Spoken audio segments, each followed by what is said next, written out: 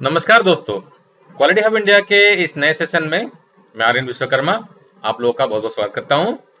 दोस्तों, आज के इस सेशन में हम लीन मैन्युफैक्चरिंग के काफ़ी इंपॉर्टेंट टूल SMED, जिसका मतलब single minute exchange of dice या जिसे कि क्विक चेंज ओवर भी कहा जाता है, आज हम इसके बारे में जानेंगे। दोस्तों, लेकिन प्रोग्राम शुरू करने से पहले सारे नए व्यूअर्स को मेरा रिक्वेस्ट है कि अगर आपने हमारे चैनल को अभी तक सब्सक्राइब नहीं किया है तो नीचे दिए गए रेड कलर के सब्सक्राइब बटन को क्लिक करके सब्सक्राइब हो जाइए और बेल आइकन को भी क्लिक कर लीजिए, जिससे कि आपको हमारे नए वीडियो के अपलोड पे नोटिफिकेशन मिल जाया करेगा।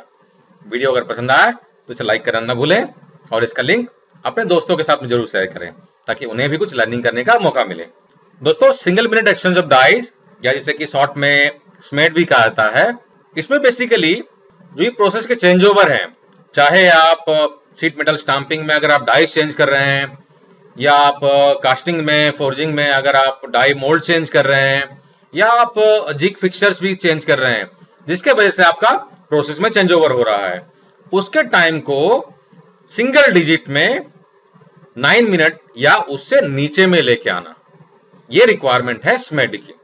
सिंगल मिनट का मतलब सिंगल डिजिट होता है बेसिकली, यानी कि आपको 9 या 9 से नीचे के डिजिट में सेटअप को चेंज करना है, इसलिए इसे क्विक चेंज ओवर भी कहते हैं।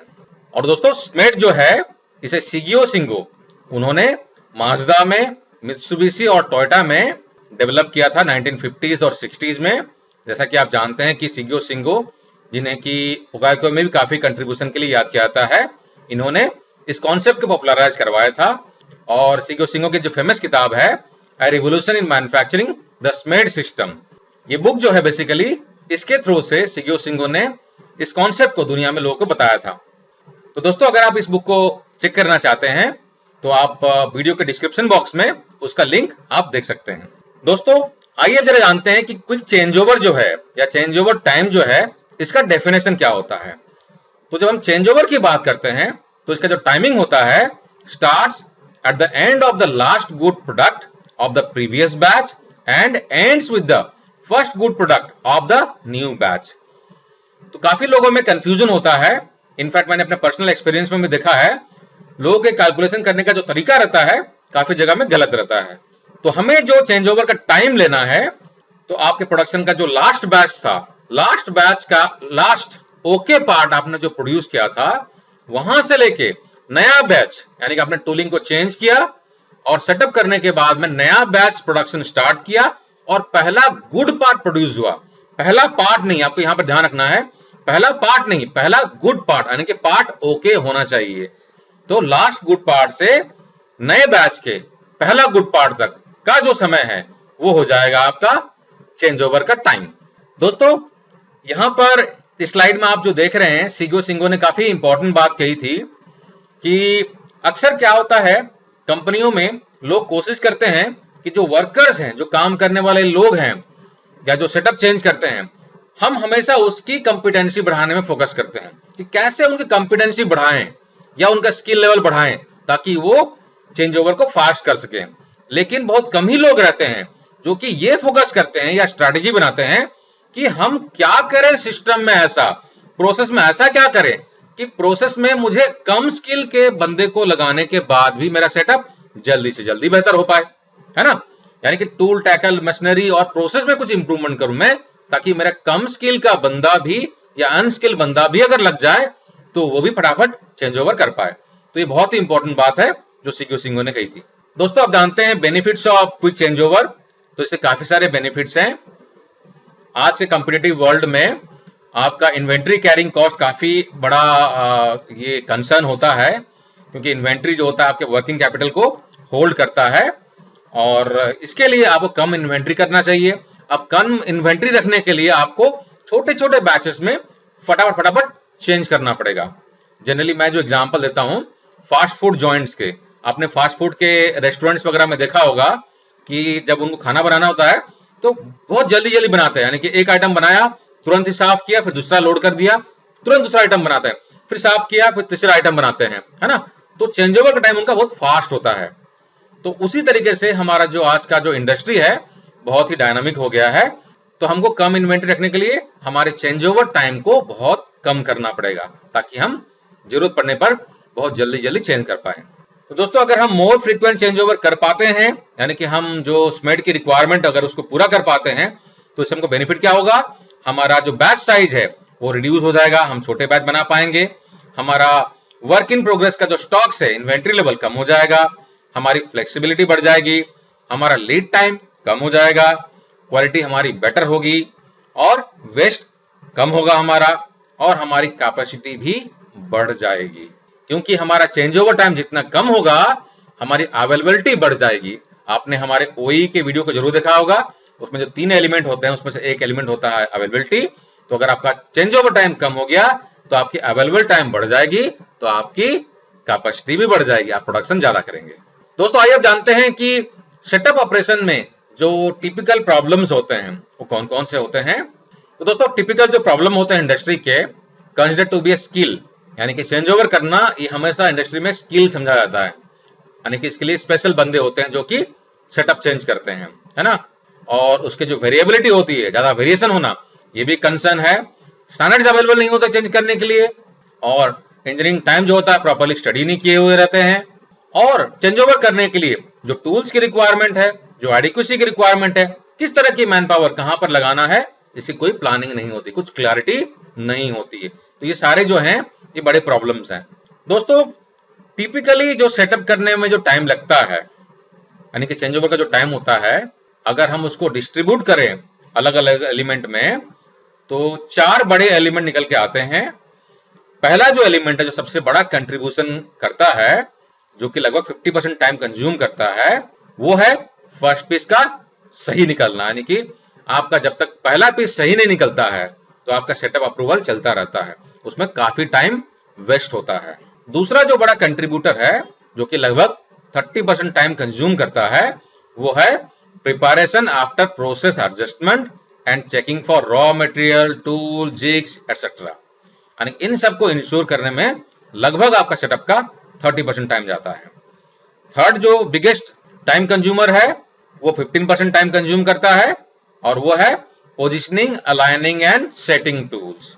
और फोर्थ कंट्रीब्यूटर जो है, जो कि 5% टाइम कंज्यूम करता है, वो है remove tools and mounting new tools, यानी कि पुराने टूल को निकालना और नए टूल को माउंट करना, ये भी काफी टाइम कंज्यूम करता है। दोस्तों आइए अब जरा कुछ एग्जांपल लेते हैं। वैसे ये जो ट्रेनिंग प्रोग्राम है स्मेड का, मैं ये फुल डे का ट्रेनिंग प्रोग्राम करता हूं, लेकिन अब यूट्यूब के लिए तो बहुत छोटा बनाना पड़ता है, तो शायद मैक्सिमम 30 मिनट्स के आसपास का बनेगा ये। हालांकि मैं कोशिश कर रहा हूं इसमें कुछ वीडियो दिखाने के लिए, ताकि आपको समझने में थोड़ी क्लैरिटी मिले। हाँ, वैसे अगर आप चाहते हैं कि क्वालिटी हब इंडिया आपके ऑर्गेनाइजेशन में आके स्मेड का ट्रेनिंग प्रोग्राम करें, या किसी और टॉपिक में जो कि हमसे रिलेवेंट है आपके यहाँ पर हम ट्रेनिंग प्रोग्राम करें, तो आप हमें हमारे मेल आईडी में कॉन्टेक्ट कर सकते हैं। तो दोस्तों हम यहाँ पर जो एग्जाम्पल देख रहे हैं, जो कार्स में जो टायर चेंज होता है, ये टिपिकल जो चेंज ओवर का टाइम होता है ये 5 से 10 मिनट लगभग लेता है, ठीक है ना।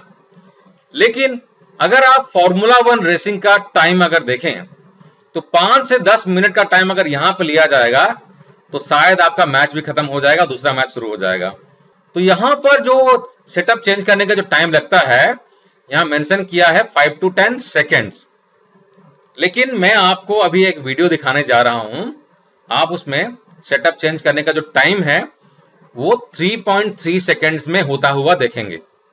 वैसे मेरे पास में एक और वीडियो है जो कि 1.94 सेकेंड्स का है। अनफॉर्चुनेटली कुछ प्रॉब्लम उसमें हो गया है तो मैं उसको दिखा नहीं पा रहा हूं, लेकिन फिर भी समझने के लिए अभी आप जो वीडियो देखने वाले हैं 3.3 सेकेंड्स में, हालांकि एक बार देखने से आपको शायद समझ में भी नहीं आएगा, तो मेरा रिक्वेस्ट है कि आप इसको उस वीडियो को बार बार रिवाइंड करके देख लीजिएगा, क्योंकि इसमें चारों टायर चेंज हो रहे हैं और एक बार में आप मैक्सिमम एक टायर पर ध्यान दे पाएंगे।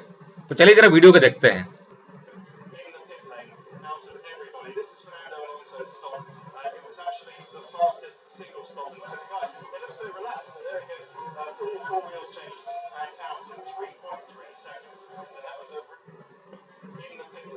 Out of everybody. This is Fernando Alonso's stop. It was actually the fastest single stop in the car. It looks so relaxed, but there he goes. All 4 wheels changed and out in 3.3 seconds. And that was a... दोस्तों यहाँ पर आप इस video में देख सकते हैं, मैंने इसको पॉज किया है। यहाँ पर जो लोग काम करने वाले हैं, है ना, कितने सारे लोग हैं, सबकी रेस्पॉन्सिबिलिटी डिस्ट्रीब्यूट की गई है। हर एक बंदे ने अपना अपना पोजीशन लिया हुआ है। है ना। यानी कि कौन कितना बेंड होगा, किस पोजीशन में रहेगा, गाड़ी कहां पर आके एग्जैक्टली रुकेगी। अगर गाड़ी वहां से 3-4 इंच भी अगर आगे पीछे हो गई तो भी कुछ सेकंड का फर्क पड़ जाएगा, है ना। कौन किस टायर को चेंज करेगा, कौन निकालेगा, कौन टायर को डालेगा, सारे प्रोसेसेस को स्टैंडर्डाइज किया गया है। कहने का मतलब दोस्तों कि अगर हमें सेटअप को रिड्यूस करना है तो हमें इस लेवल का स्टैंडर्डाइजेशन करना पड़ेगा। वैसे दोस्तों काफी सारे लोग ये भी पूछते हैं कि इतने सारे अगर लोग हम लोग लगाएंगे तो चेंज ओवर तो जल्दी हो ही जाएगा। तो दोस्तों उसका जवाब ये होता है कि अल्टीमेटली हमको कैलकुलेशन करना है कि मेरे कितने मैन पावर कहां लग रहे हैं और अल्टीमेटली हमको उससे फायदा कितना मिल रहा है। अभी परमानेंटली बंद तो नहीं रहेंगे ना सेटअप चेंज करने के लिए। अगर मुझे सेटअप चेंज करने में लग रहा है 2 घंटा और मैं 5-6 लोगों को ट्रेनिंग करके सेटअप को चेंज करके स्टैंडर्डाइज करके अगर मैं 5 मिनट 7 मिनट में कर पा रहा हूं और वो बंदे काम खत्म करने के बाद में वापस अपने अपने एरिया में चले जाएं तो क्या हर्ज है। कुछ देर के लिए इंगेज रहे, लेकिन उससे जो मेरी प्रोडक्टिविटी बढ़ेगी अगर उस टाइम से ज्यादा अगर रहेगा तो हर्ज क्या है। तो ये हमको कैलकुलेशन करना पड़ेगा कि अल्टीमेटली कंपनी के लिए बेनिफिट कौन सा चीज है। तो दोस्तों अब ये सेटअप चेंज ओवर में यानी कि स्मेड में 2 इंपॉर्टेंट एलिमेंट होता है, इसको जरा समझते हैं उसका डेफिनेशन। तो पहला जो है इंटरनल सेटअप एक्टिविटीज और दूसरा जो है एक्सटर्नल सेटअप एक्टिविटीज।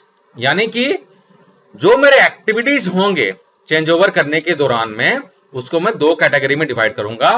पहला होगा मेरा इंटरनल सेटअप एक्टिविटीज, ये हो गए वो activity elements in the change over which can only be done when the machine is stopped. यानी कि इन एक्टिविटीज को करने के लिए मुझे मशीन को बंद रखना जरूरी है। बिना मशीन को बंद रखे हुए मैं इंटरनल सेटअप एक्टिविटीज को नहीं कर सकता हूं।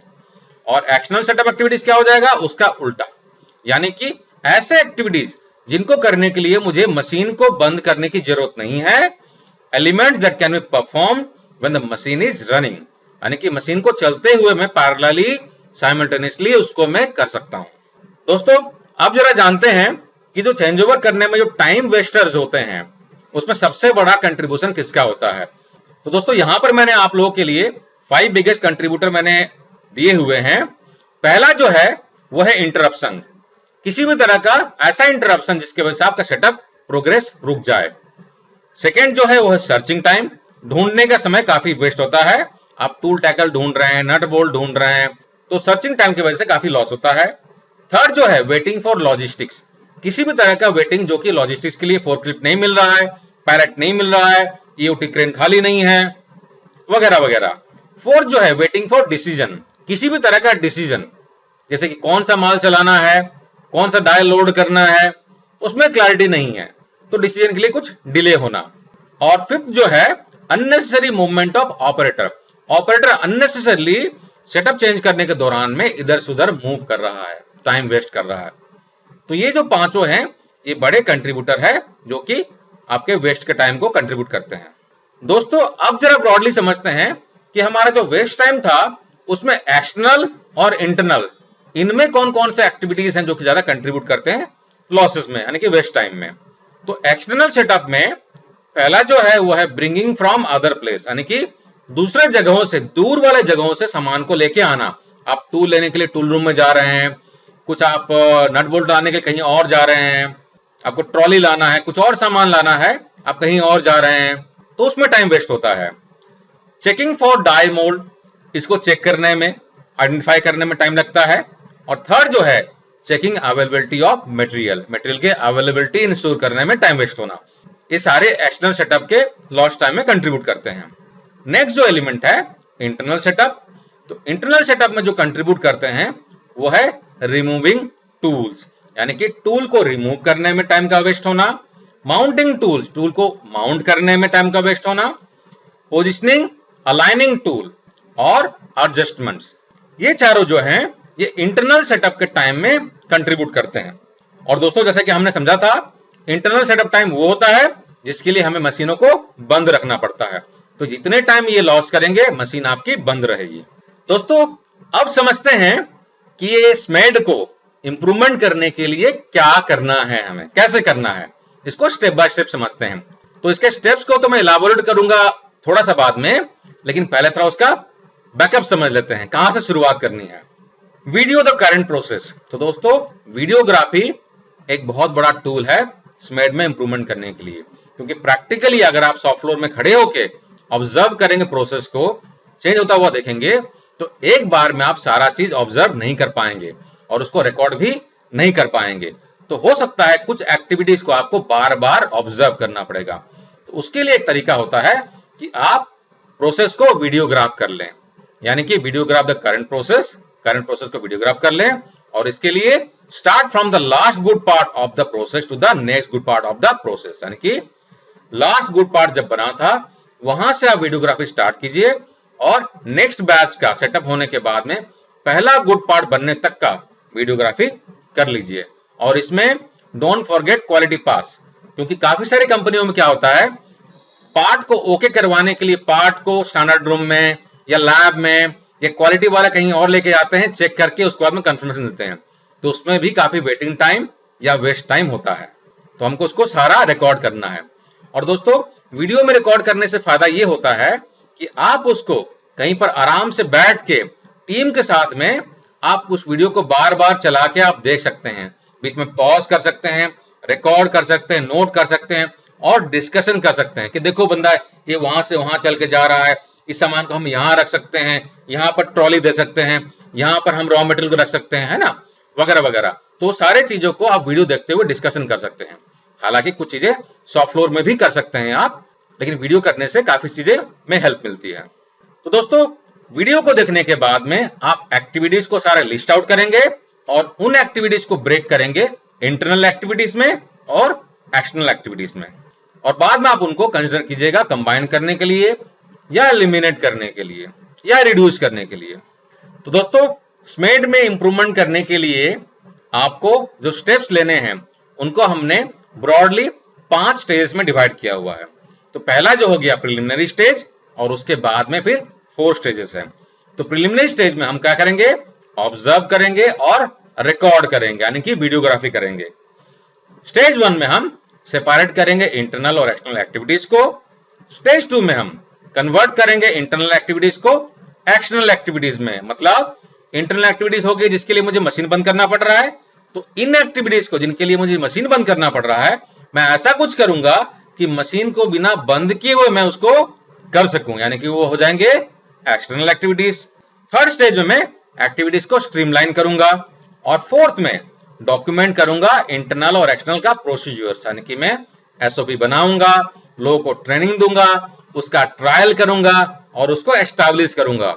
और इनफैक्ट इंप्रूवमेंट होने के बाद में आप उस प्रोसेस का भी वीडियोग्राफी कर सकते हैं, ताकि आप लोगों को दिखा सकें। कल को अगर आपके टीम चेंज हो जाती है तो आप उनको भी बैठा के वीडियो दिखाएंगे, देखो भैया ऐसा सेटअप करना, ये तो प्रोसीजर रहा डॉक्यूमेंटेड, इसको पढ़ लो, लेकिन वीडियो देख के भी समझ लो।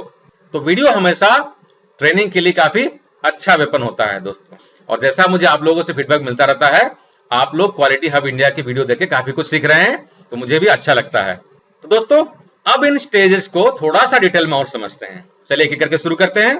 तो दोस्तों प्रिलिमिनरी स्टेज में हम क्या करेंगे, हम ऑब्जर्व करेंगे और रिकॉर्ड करेंगे। तो इसके लिए मेरे पास में एक टीम होनी चाहिए और मैं पूरे प्रोसेस को रिकॉर्ड करूंगा, ओवरऑल ड्यूरेशन को और जो चेंजेस हो रही हैं उनको भी रिकॉर्ड करूंगा, क्या क्या इक्विपमेंट इस्तेमाल किया जा रहा है उसको भी रिकॉर्ड करूंगा, ठीक है ना। और उसके लिए दोस्तों हमारे पास में एक टाइमर होना चाहिए, जो कि सारे एक्टिविटीज जो रहेंगे, एक्टिविटीज में कितना टाइम लग रहा है, कब शुरू हो रहा है, कब खत्म हो रहा है और टोटल टाइम कितना लग रहा है, इनको स्टेप बाय स्टेप नोट करता रहे। तो दोस्तों एक्टिविटीज को हम जितना ब्रेक करके जितना डिटेल में लिखेंगे उतना हमारे लिए अच्छा रहेगा बाद में एनालिसिस करके उस पर एक्शन लेने के लिए। दोस्तों यहाँ पर एक इंपॉर्टेंट चीज आपको ध्यान रखना है कि आप जब वीडियो रिकॉर्डिंग करें तो वीडियो रिकॉर्डिंग करते समय में जो सॉफ्ट फ्लोर के जो हमारे एसोसिएट्स रहते हैं, जो टेक्नीशियंस हैं, आप उनको इन्वॉल्व करें, क्योंकि वो सॉफ्ट फ्लोर में काम करते हैं तो आपको काफी अच्छा इनपुट देंगे वो, और उन डिटेल्स को आप अपने रिकॉर्ड में रिकॉर्ड कर लीजिएगा। दोस्तों नेक्स्ट जो हमारा स्टेप रहेगा, यानी कि स्टेज 1 जो है, इसमें हम सेपरेट करेंगे इंटरनल और एक्सटर्नल एक्टिविटीज को। और दोस्तों हमको यहाँ पर यह स्टडी करना है कि हमारे जितने भी इंटरनल स्टेप्स हैं हम उनको किस तरीके से एक्सटर्नल में कन्वर्ट करें, इस पर डिस्कशन कीजिए, डिबेट कीजिए और कुछ तरीका अपनाने की कोशिश कीजिए। और इसमें जो कॉमन इश्यूज निकलती है कि dies in remote storage racks, dies बहुत दूर में और रिमोट लोकेशन में रखे गए हैं, जिसको कि लाने के लिए टाइम लगता है, स्पैनर मिलता नहीं है, रॉ मटेरियल की अवेलेबिलिटी इंश्योर नहीं होती है, और लिफ्टिंग इक्विपमेंट्स हैं फोर्कलिफ्ट की अवेलेबिलिटी नहीं हो रही है, या स्टैकर या पैलेट वगैरह जो भी है क्रेन अवेलेबल नहीं है। ये टिपिकल फेनोमेनन है इंडस्ट्री का। इस पर भी आपको डिस्कशन करना है कि किस तरीके से हम इंश्योर करें। और दोस्तों स्टेज 2 में हम कन्वर्ट करेंगे इंटरनल एक्टिविटीज को एक्सटर्नल में, और यहां पर जहां पर हो सके आप वाई वाई एनालिसिस कीजिए और क्वेश्चन कीजिए कि हम अगर इन इंटरनल एक्टिविटीज को कन्वर्ट नहीं कर पा रहे हैं एक्सटर्नल में तो क्यों नहीं कर पा रहे हैं, है ना। तो वाई वाई कीजिए और हर एक एक्टिविटीज का, हर एक स्टेप्स का ट्रू फंक्शन उसको एग्जामिन कीजिए कि इसको करते क्यों है, क्या जरूरत है इसकी, क्या इसको हम एलिमिनेट भी कर सकते हैं, क्या इसको हम कंबाइन कर सकते हैं, नहीं कर सकते हैं, रिड्यूस कर सकते हैं। तो कुछ ना कुछ तरीका अपनाने की कोशिश कीजिए। और यहां पर हमारे जो कॉमन इश्यूज निकलते हैं, डाइस कोल्ड है, इसको आपको हीट करना पड़ता है, imaginary centre lines and reference planes, no record of settings, कोई रिकॉर्ड ही नहीं है, वगैरह वगैरह, ये टिपिकल प्रॉब्लम मिलते हैं। और दोस्तों स्टेज 3 में हम एक्टिविटीज को स्ट्रीमलाइन करेंगे, हम एनालाइज करेंगे हर एक एक्टिविटीज को, हर एक फैक्ट्स को, और उसको इंप्रूव करने की कोशिश करेंगे। हम हर एक एक्सटर्नल एक्टिविटीज को और इंटरनल एक्टिविटीज को हम डिटेल में डिस्कस करेंगे, स्टडी करेंगे। और यहां पर जो कॉमन इश्यूज निकलती है दोस्तों वो फास्टनिंग में आती है।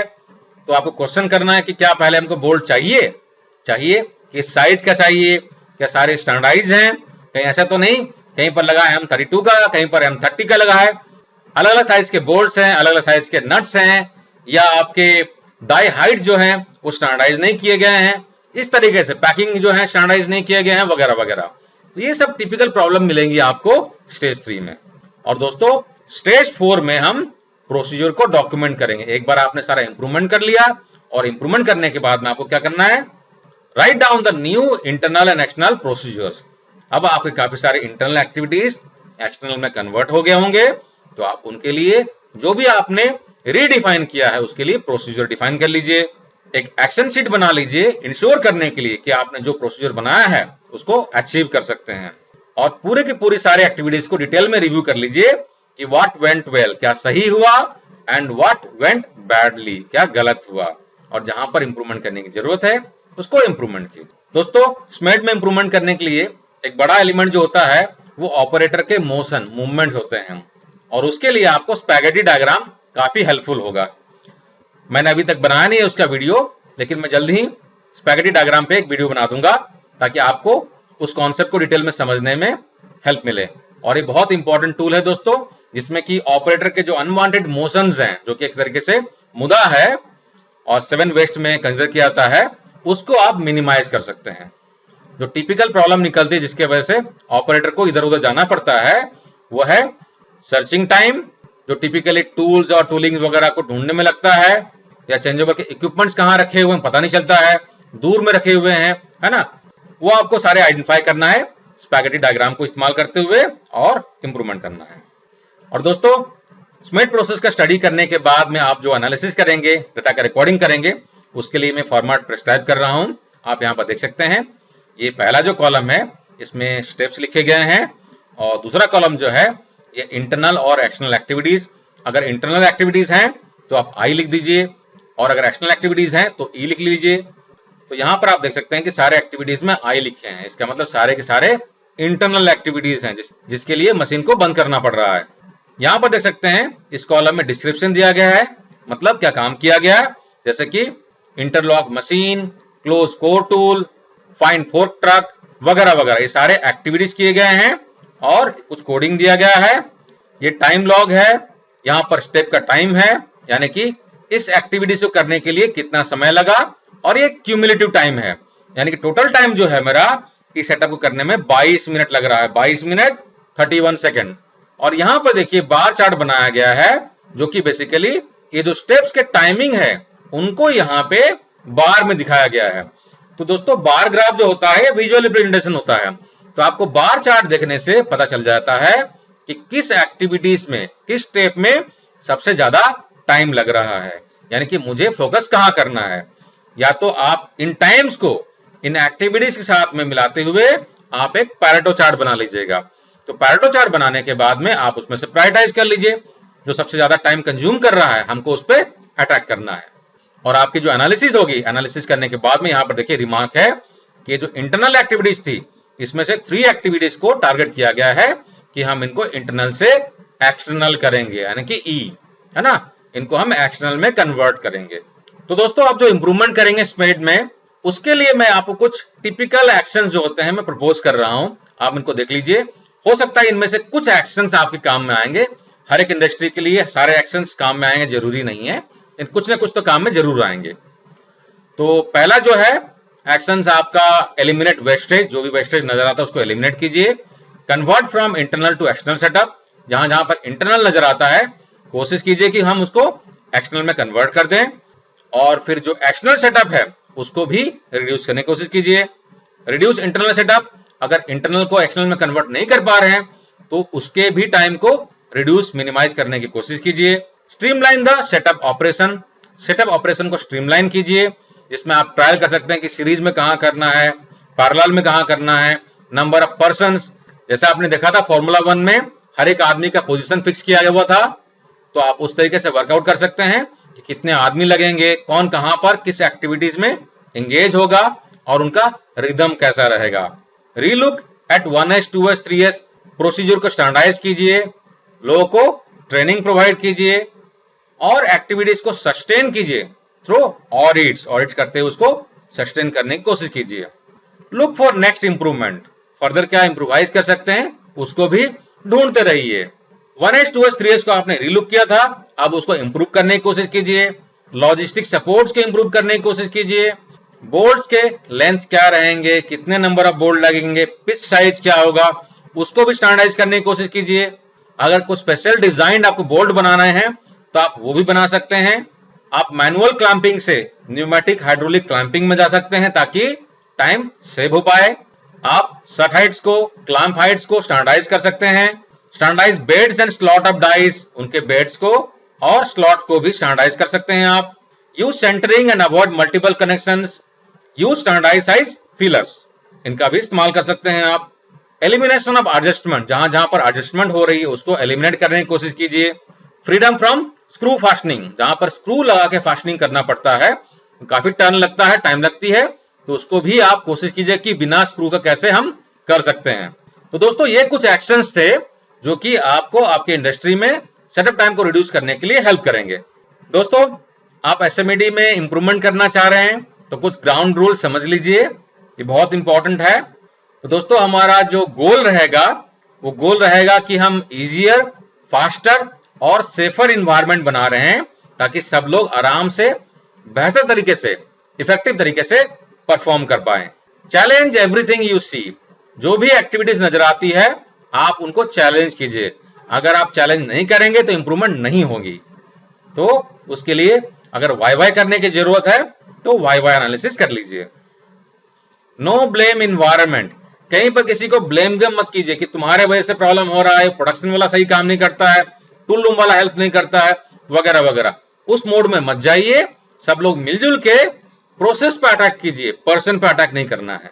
और दोस्तों आइए अब हम कुछ एग्जांपल्स देखते हैं, कुछ केस स्टडीज के, जहां पर कि कुछ इंडस्ट्रीज में उन्होंने स्मेड को इंप्लीमेंट करके बहुत ही ब्रेक थ्रू इंप्रूवमेंट्स किया हुआ है।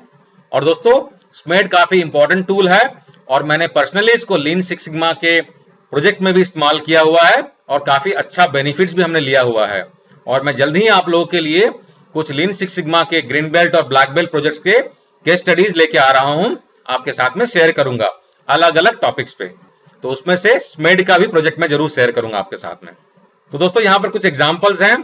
टी मैन्युफैक्चरिंग कंपनी, जहां पर कि 80 टन का सिंगल शॉट प्रेस था। यहाँ पर पहले सेटअप टाइम जो लग रहा था वो 4 आवर्स का लग रहा था। इंप्रूवमेंट करने के बाद में ये 4 आवर से 4 मिनट 18 सेकेंड में पहुंच गया, यानी कि 98% का इंप्रूवमेंट किया उन्होंने। एस मेटल्स ने 100 टन सिंगल शॉट प्रेस में 40 मिनट्स का जो टाइम था इसको रिड्यूस करके 2 मिनट 26 सेकेंड्स में लेकर आ गए, 94% का इंप्रूवमेंट किया। एस प्रेस कंपनी जो है इन्होंने 30 टन सिंगल शॉट प्रेस में 50 मिनट्स का टाइमिंग को रिड्यूस करके 48 सेकेंड्स में लेके आए, 98% का इंप्रूवमेंट। टीटी इंडस्ट्रीज, इन्होंने इंजेक्शन मोल्डिंग मशीन में 1 आवर 15 मिनट्स का जो सेटअप टाइम था उसको रिड्यूस करके 7 मिनट 36 सेकंड में लेके आए, जो कि 89% का इंप्रूवमेंट था। एक्सपांडेड मेटल कंपनी, उन्होंने लेग प्रेस पे 4 आवर 30 मिनट्स के टाइम को रिड्यूस करके 11 मिनट्स में लेके आए, जिसमें कि 96% का इंप्रूवमेंट था। एश इंजीनियरिंग कंपनी मशीनिंग सेंटर में 139 मिनट से 59 मिनट्स 29 सेकेंड्स में लेके आए, 57% का इंप्रूवमेंट था। दोस्तों आप यहां पर देख सकते हैं कि यहां पर जो टाइमिंग है ये सारे सिंगल डिजिट में है, लेकिन यहां पर जो है काफी सारे टाइमिंग जो देख रहे हैं ये सिंगल डिजिट में नहीं है। तो क्या हम ऐसा बोले कि यहां पर स्मेट प्रोजेक्ट नहीं किया गया था? ऐसा नहीं है दोस्तों, क्योंकि अल्टीमेट हमारा जो एम है वो एम है इंप्रूवमेंट करना। तो जरूरी नहीं कि आपने जब प्रोजेक्ट लिया तो पहली बार में ही आप उसको घंटों से आप 2-3 मिनट में लेकर आ जाएंगे। तो पर्पज है इंप्रूवमेंट करना। अगर पहली बार में अगर आपके प्रोजेक्ट में 50% का इंप्रूवमेंट होता है, ठीक है, दूसरा प्रोजेक्ट लीजिए, फर्दर उसमें इंप्रूवमेंट कीजिए, तो उसमें कुछ नुकसान नहीं है। तो दोस्तों इस तरह से काफी सारे एग्जांपल्स हैं। हमने ये जो एग्जांपल लिए हुए हैं T manufacturing, S metal, H press और टीटी इंडस्ट्री का, ये इसका जो रेफरेंस है modern approaches to manufacturing improvement, ये जो सीग्यू सिंगू का जो बुक है हमने वहां से इसका रेफरेंस लिया हुआ है। तो हम उसके लिए पब्लिशर के आभारी हैं। तो दोस्तों आशा करता हूं कि आपको हमारा ये जो प्रोग्राम था single minute exchange of dies, इसको समझने में क्लैरिटी मिली होगी। तो आप इसे अपने ऑर्गेनाइजेशन में इंप्लीमेंट कीजिए, और इंप्लीमेंटेशन में अगर क्वालिटी हब इंडिया को कुछ सपोर्ट चाहिए तो हम आपको सपोर्ट कर सकते हैं। और दोस्तों आप हमारे दूसरे चैनल ज्ञान ज्योति इंडिया को चेक करना ना भूलें, उसमें भी काफी इंटरेस्टिंग लर्निंग के वीडियोस हैं, मैनेजमेंट लेसन्स हैं, लीडरशिप पे हैं और काफी अलग अलग इंटरेस्टिंग सब्जेक्ट पे वीडियोस हैं। और हाँ, आप अगर हमारे lean six sigma yellow belt के सर्टिफिकेशन में भी अगर इंटरेस्टेड हैं तो उसके लिए भी आप हमें कॉन्टैक्ट कर सकते हैं। तो हमारे साथ बने रहने के लिए बहुत बहुत धन्यवाद दोस्तों। टेक केयर, जय हिंद।